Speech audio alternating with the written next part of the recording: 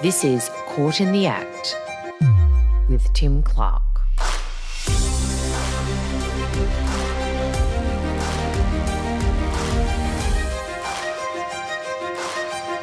Welcome back. Before we get into this week's episode, a warning to our Indigenous and Torres Strait Islander listeners. This episode contains the name of an Indigenous person who has died. This episode also contains content about suicide and self-harm and may be distressing. If you or anyone you know needs support, contact Lifeline on 13 11 14. Just after 2 a.m, on October the 12th, 2023, an ambulance raced to WA's main maximum security prison at Casuarina. A 16-year-old boy had self-harmed inside his cell at the notorious Unit 18, the juvenile facility located within the grounds of the adult prison. That teen was rushed to hospital, where he was put on life support. 1 week later, surrounded by family, he took his final breath. After his death was grief from his family, from his friends, and from the community. But there was also outrage. How could this happen in Western Australia, in a prison that was supposed to look after those inside it? Calls for change became deafening shouts. An inquiry was held, and the revelations uncovered shocked the state. That boy's name was Cleveland Dodd.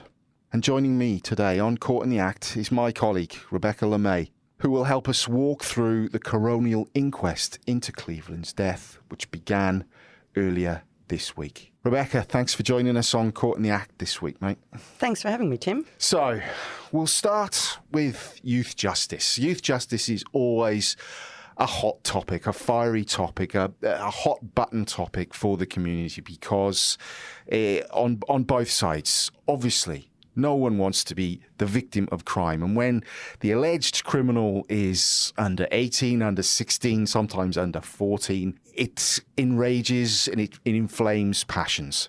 The old Premier in this state, Mark McGowan, towards the end of his tenure in the top job in WA politics, was very strong on youth justice.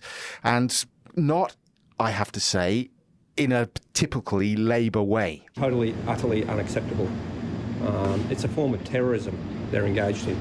He called them the most disruptive young prisoners in the state. And it was in the background or on the back of that type of rhetoric that the McGowan government decided to move the most disruptive cohort to Casuarina prison, the maximum security prison in Perth and in Western Australia. Unit 18, it was called, Beck, and even on the day, even as I was listening to that press conference, my eyes widened, my eyebrows raised, because that was something to do for this government.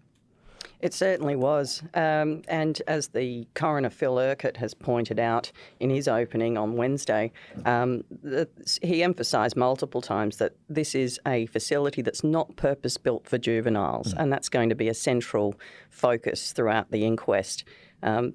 Begs the question, should there be? I imagine so. But that was pointed out within hours by human rights advocates, by youth justice experts, that putting young, vulnerable, alleged, most of them criminals, into an adult, high security, maximum security prison setting, it jarred. It just jarred everyone. Is this what it's come to? Is this the only option for these kids? Absolutely. And questions have been raised, and it's been pointed out that these sorts of things are in breach of international human rights obligations. So WA really does seem to be lagging behind other parts of the country. We're often likened to Queensland. We know that they've got a pretty tough policy on youth justice there. So in justifying the opening of Unit 18, the state government cited some pretty major damage. I think it ended up being calculated as about $22 million worth of damage that was done in a major riot at the facility at Banksia Hill earlier that year. And what they said was, we need a hardened facility. We need something where the walls are more strengthened, because basically whenever there was damage done to a cell at Banksia Hill, repair efforts were made and it'd be damaged again. And the deplorable conditions at the only youth justice facility in Western Australia, Banksia Hill, they were not only causing issues for the kids inside, but they were also causing issues for the government outside, because there had been various judgments in WA Supreme Court saying that the conditions that the kids were being held in, left over and a layover from COVID about lockdowns and all that, were not only harmful, but they were illegal. They were actually against the Children's Court Act or the act that governs how young offenders should be treated. So the government, people behind the scenes told me the government was between a rock and a hard place. The WA Supreme Court were telling them you can't keep them like this anymore, but they didn't have anywhere else to put them. So they came up with this solution, which with hindsight we now know was disastrous. Absolutely. The lockdowns at Unit 18 were absolutely horrendous. And on Cleveland's final day there, he indeed only had a little over 1 hour out. And that wasn't unusual. These were the sorts of things that were coming out, particularly in very scathing commentary from Children's Court President Hilton Quayle. He used multiple sentencings of other young detainees to point out that this was continuing, that it was in flagrant impunity in the face of those two Supreme Court rulings by Justice Tottle. And in one of the more recent ones, he described it as a barbaric dungeon. 22 hours a day locked up in a cell, and that's the average. That was the average for Unit 18 detainees. That was done as punishment. That was done as protection, supposedly. And it was also done because of staff shortages. The youth custodial officers were like any other prison officer. They could only take so much, and a lot of them were on sick leave and long-term illness leave, and it took its toll on them, on the system, and ultimately on the children that were there. By December 2023, in one of those judgments, at least 20 young people under the age of 18 had self-harmed or tried to take their own lives in Unit 18 since moving from Banksia the previous year, which is an astonishing figure to even say, let alone contemplate. Absolutely. And what was absolutely starkly shocking, hearing just the opening addresses the other day, how many other detainees had threatened or actually engaged in self-harm that very same day that Cleveland threatened 8 times that he would harm himself. Yeah. So, Cleveland, you mentioned his name there. Give us a little bit of background about him and his upbringing, his family, and how he found himself in a youth detention facility. Well, Cleveland was described by the counsel assisting Anthony Crocker as having a troubled upbringing. That's not without contention by his family. They would say that they had their problems like many other, almost every other family, and that the portrayal of him as being deeply troubled wasn't quite right. They say he was actually quite a bright, communicative kid. Certainly, a video clip that was played at the beginning showing a smiling, outgoing child introducing other young children as they took part in outback wood gathering for elders. He certainly seemed like he was bubbly in his early years. Unfortunately, though, he did come into trouble, and he was pinging back and forth between his father's family in Meekatharra and the Laverton Kalgoorlie area where his mum lived. So unfortunately his encounter with the justice system was pretty early on, and he was in and out of trouble. We'll point out here, obviously in Court of the Act, we try and go into detail about cases and why they appear in court and in a judicial setting. But in terms of Children's Court, this is a tricky one because the law in Western Australia says that we usually aren't allowed to identify any child that is involved in the youth justice system to protect them going forward into their lives.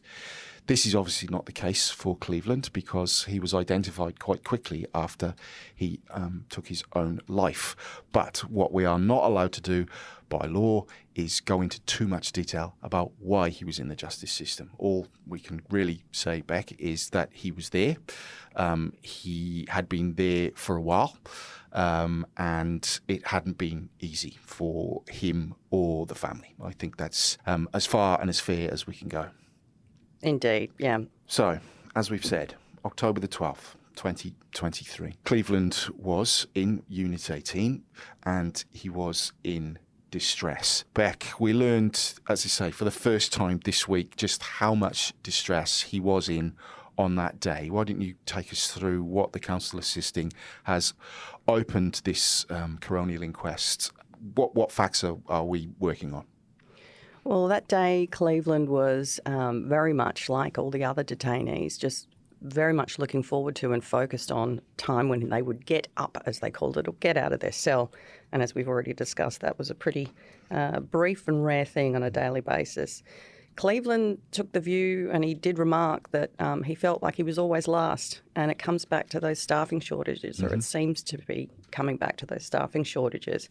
That there was a rotational approach where the kids come out, maybe one or two at a time, but it's all sort of bound by how available the officers are to actually, facilitate that.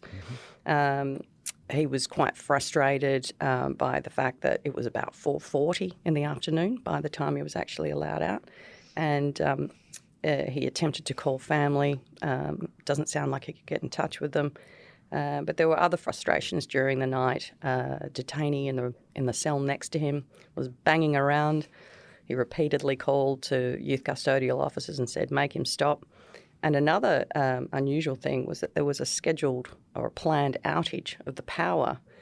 So the televisions and you had only essential lights, that sort of thing. But things like the televisions in their cells were turned off, and that happened around 11:30 p.m. Thing was, the radio had been turned off, and that meant that the authorities within Unit 18 weren't aware of the fact that the planned outage had happened. So when Cleveland said, why has my television been turned off? He was told, I don't know. And he remarked that he had felt ignored. So ignored, in fact, that, as you mentioned previously, he then began openly telling guards that he intended to self-harm. He said clearly and strikingly, yes, I'm done, I'm through. I want to end my life. What was the reaction, as we know, or as we so far know, from the guards to those claims that he made? Well, that's certainly going to be teased out in more detail, but from what I can tell from the opening address by counsel assisting, is that it was really only towards the end there where, there were expressions like, oh, don't talk like that, mate, And one of the occasions he had said it in reaction to the fact that he wanted some water brought to his cell. The fact that water had to be brought to his cell is in itself remarkable. The taps in his room had been damaged, in his cell had been damaged, and so he was relying on the guards to bring it to him. On the final occasion he asked for water, he was told, no, you had 4 cups with dinner, and he was refused. It wasn't brought to him. So it really wasn't towards the end there until they started to say, okay, let's send one of the guards that you can relate to more, that he'd asked for, to come and have a chat with you. But unfortunately, it was too late. That guard got there, realised something was horribly wrong, but the gap between Cleveland calling for help and that guard arriving, 16 minutes, we understand, or an initial internal report that was done and released by the government, 16 minutes. That's a long time. That's a hell of a long time. In fact, that's enough time, as we now know, for a young person to self-harm to such an extent that they are a week later, unable to be revived. Absolutely. And what emerged in the opening address was that 10 of those minutes were spent by this youth custodial officer that Cleveland had asked for, dealing with another detainee in the same wing, again, who had threatened or enacted actual self-harm. So he had an obligation. In fact, this child was at the highest level of the ARM system, the at-risk management system, and as counsel assisting, noted he did have an obligation to go and check on that kid. Cleveland was not on the same rating at that time. Yeah. And there's also the issue about the radios inside that Unit 18. You would think an essential, prerequisite for any guard or officer in a position of authority and of care. But it has emerged since and will emerge more so in the inquest as it goes along that those radios, what's the recent term? Suboptimal, shall we say? Yeah, and not being carried by the guards as they did their patrols around, including that very officer who went to go and respond to Cleveland's final warnings that he was about to harm himself.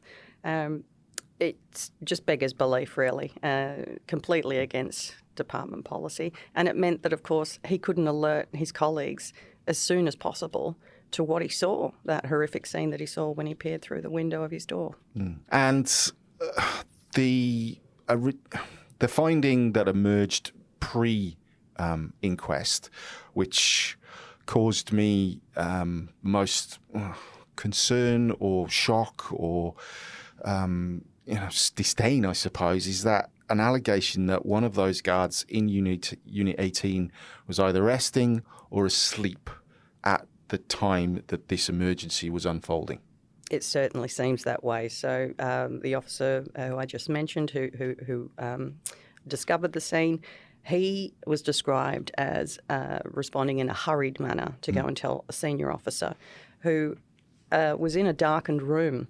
The officer alerting him had to turn the light on, and he was described as coming up from a reclining position, seen in CCTV footage, putting his boots on and buttoning up his shirt. So certainly appears as if he wasn't on sort of high alert for this sort of situation. And that would obviously have added to the delay.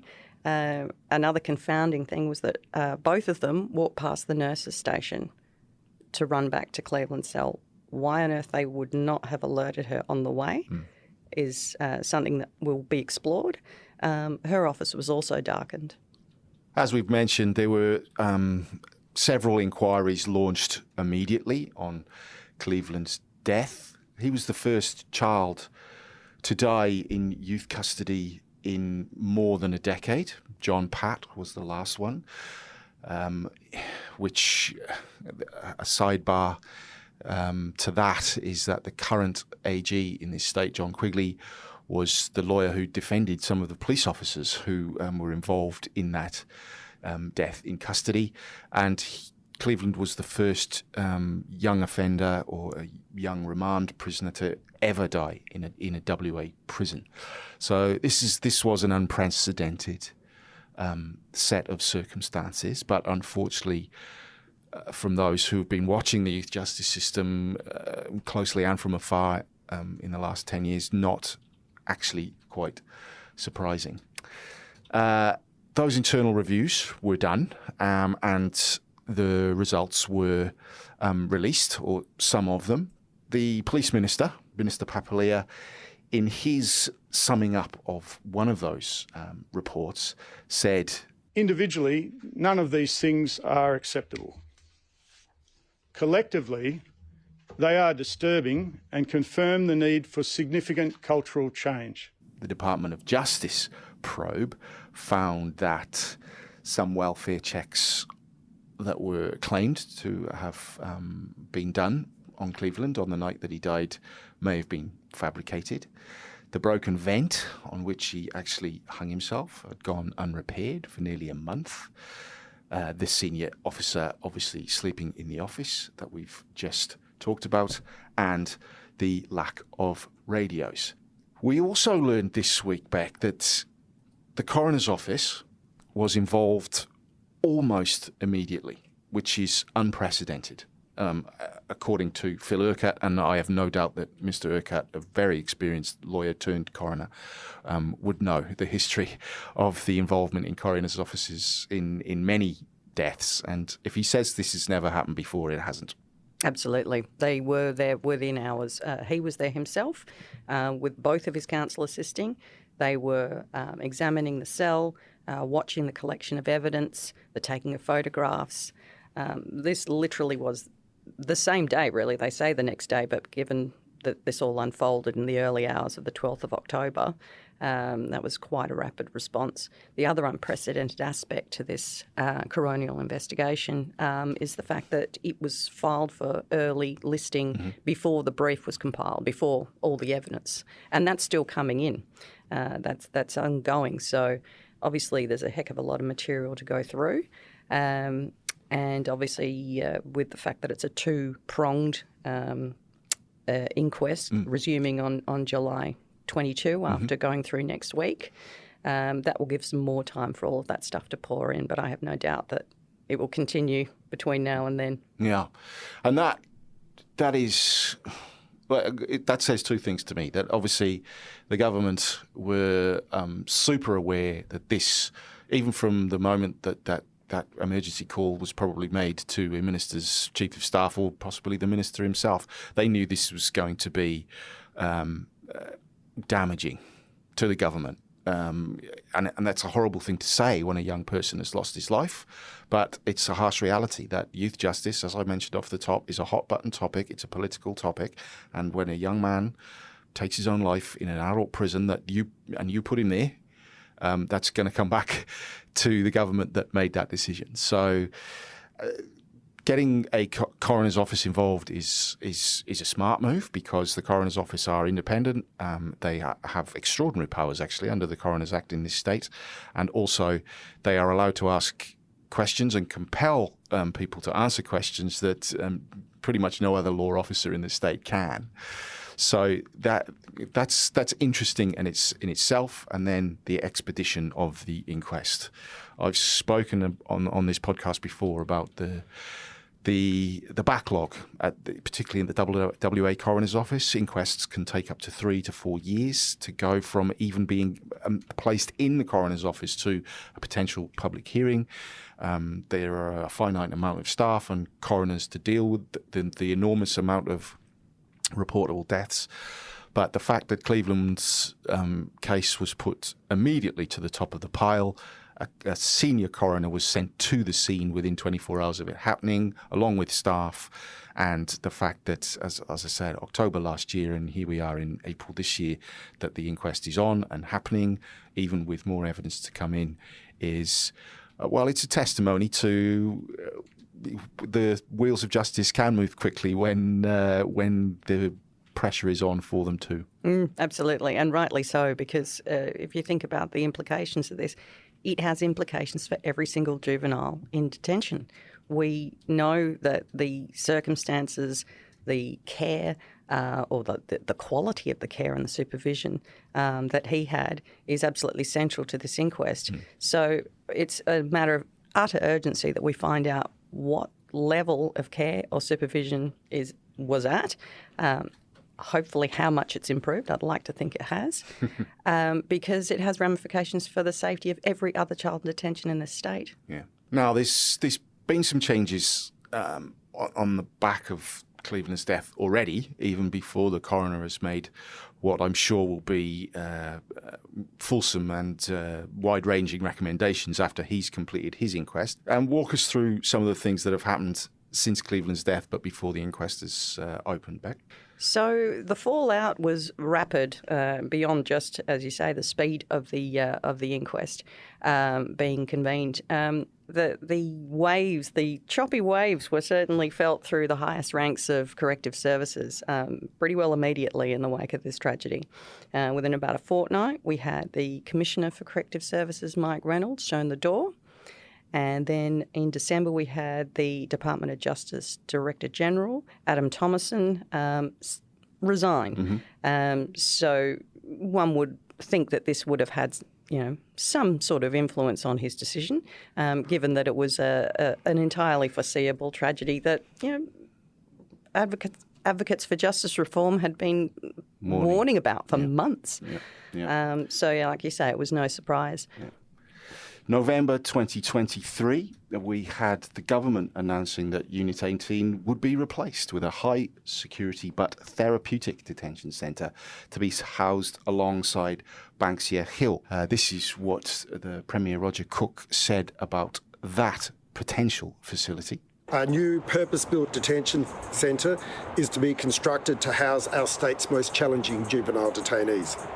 This will ultimately mean Unit 18 will eventually close in a safe and sensible manner, which is what I've long been saying I want to see happen. The new facility will be specifically designed to meet high security and therapeutic needs of detainees who are complex, challenging and often dangerous. And the mid-year budget review pledged a whopping $77.1 million for youth justice in a state that is regularly posting billions of dollars in surplus. Beck, so that brings us to this week. The family of Cleveland Dodd have obviously been waiting months and months for this day and week to come. And they were very vocal about what they hoped would come from it, so much so that they marched from one spot in the city to the door of the Department of Justice in Perth to basically let people know we're here, we're listening, and we're not going away. Absolutely. More than 50 relatives have travelled from the regions to come and watch this. Not all of them have been able to be accommodated within the coroner's court. Media sequestered away in a separate room, which is good, gives them opportunity to get more family in there. And the mother, Nadine Dodd, has been so far reluctant to speak to the media. She's obviously still very distressed by what she's hearing, and I'm sure that's going to continue as the inquest goes on. But we have spoken to the one of Cleveland's grandmothers, Glenda Mippy, on the paternal side, and his auntie, Bonnie Gentle. And when they came out after hearing the opening addresses and seeing those clips of guards walking around in the concourses outside the cells just immediately before and immediately after that horrific discovery, what absolutely struck them was the 8 times that Cleveland had made those threats. In the interim findings from the internal Department of Justice investigation, they'd said that there were 2 calls on the cell intercom. So 8 was quite a shock for them. And the aspect of the poor boy having to ask for water and having that knocked back, that also was completely shocking to them. So the expression they used was, you'd give an animal water. And you mentioned there, CCTV, obviously, inside prison, CCTV, any prison, youth or adult, CCTV is vital for keeping an eye on people, security, being aware of the surroundings. The CCTV around this case is going to be important, but it's not a moment-by-moment depiction of what went on in Cleveland's cell, because part of it, a long time of that day, the CCTV was actually obscured by Cleveland himself. 11 hours, all but 23 seconds of 11 hours. And that paper didn't come down until the guards were in his room performing resuscitation So efforts. this is wet toilet paper that Cleveland has placed on the camera, and no one has noticed that it's been up there for almost half the day. I imagine it probably was noticed, but it's just such a common occurrence. It's most of the detainees do that. They want that for a little bit of privacy. They have their latrine in there. Maybe they just don't like feeling like they're in a fishbowl all the time. And perhaps the officers get to a point where they're going in and taking it down so often that they just don't bother. But tragically, in Cleveland's case, the 23 seconds that it was actually not on his CCTV camera that day was when it plopped down of its own accord. And he promptly, as we see, within 23 seconds, he's gone and put it back up again. And that CCTV was shown in court this week twice. Once first to the lawyers, all the lawyers that are involved in the case that are advocating for the various agencies and for Cleveland's family. And then Cleveland's family themselves, or a select group of them, were allowed in court to watch that CCTV for themselves. But they were closed court sessions. Did Phil Urquhart give an explanation to that, or was it self-explanatory to him that this is very distressing footage and shouldn't be viewed by the wider public for various reasons? The latter, yeah. He certainly he didn't give any explanation, and I think it's because of the fact that it was clearly distressing. When they did show the little clips of the guards walking around outside the cells, it was expressed multiple times, "You will not be seeing Cleveland." So they were obviously bracing them for the fact that they didn't have to worry about that day. But I imagine the next day there probably would have been things that were more confronting for them. And so give us the outline of the outline. So you heard from, or the reporters in court, or everyone in court heard from Phil Urquhart first, who's the coroner who'll be overseeing the inquest. And then you heard from the counsel assisting. For those who don't know, the counsel assisting is an appointed lawyer that is basically leads the evidence and directs and helps the coroner along the way, including asking a lot of the questions, or gets first dibs at asking the questions of all the witnesses, but is also behind the scenes responsible for pulling the brief together and organising the witnesses and making sure they know what's coming and the order and all that type of thing. So tell us what those two individuals had to say on the first morning of the inquest, Beck. They both went out of their way to emphasise, and it's never a bad idea to do this, to not assume that people have ever seen an inquest before or understand how it runs and what its purpose is. But both of them emphasised that it was not an exercise in apportioning blame to an individual or an institution. It was about finding out where areas could be improved and trying to avert a similar tragedy in the future. That might have been tough to hear. That there wouldn't be any apportioning of blame, but it was something that they both stressed. And that's it's key to point out, that's not part of the coroner's job, never is. A coroner and inquest is a fact-finding mission. It's to find out, the ultimate role of a coroner and inquest is to find out how a person died and then rule on that reason. And so that's any inquest, not just this one. But in inquests such as this, emotional ones where potential foul play has been involved, you sort of think, oh well, who's to blame here? And a coroner by law is actually not allowed to apportion blame, but he can make adverse findings against organisations and people if he wishes to, and those people and organisations are given fair warning at the end of an inquest. An adverse finding is coming, and you might want to get your ducks in a row to answer those adverse findings. And that'll be interesting to see whether Mr. Urquhart makes any adverse findings against individuals or organisations, or dare we say it, ministerial think tanks. I'm not sure how far or how high he can go, but as I've said before, coroners have pretty wide-ranging powers in WA. And then counsel assisting walked through the evidence that we're likely to hear. Give us some of that preview and what we are likely to hear today, next week, and in the second tranche of hearings later in the year. So first up, we have the youth custodial officer who discovered Cleveland and was the one who was described as hurriedly responding but not carrying his radio. Next week, we have 2 more youth custodial officers.